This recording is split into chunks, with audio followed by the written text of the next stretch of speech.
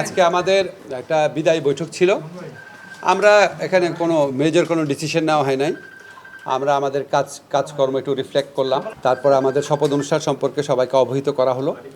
আমরা আমাদের কিছু অভিজ্ঞতা শেয়ার করলাম, কিছু সিদ্ধান্ত ইম্প্যাক্টটা আলোচনা করলাম। তেমন মেজর কিছু না, এটা সবাই একসাথে হয়ে শেষ বৈঠক করার মতোই।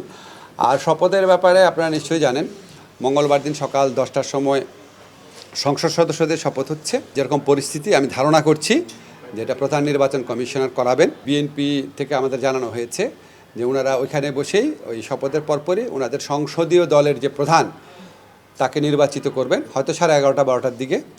আর বিকাল 4টায় সাউথ প্লাজাতে শপথ অনুষ্ঠান হবে মন্ত্রিসভার। সংসদের সাউথ প্লাজাটা আমাদের কাছে আরও বিভিন্ন কারণে স্মরণীয়। আমাদের প্রয়াত নেত্রী বেগম খালেদা জিয়ার জানাজা হয়েছিল, হাদির জানাজা হয়েছিল।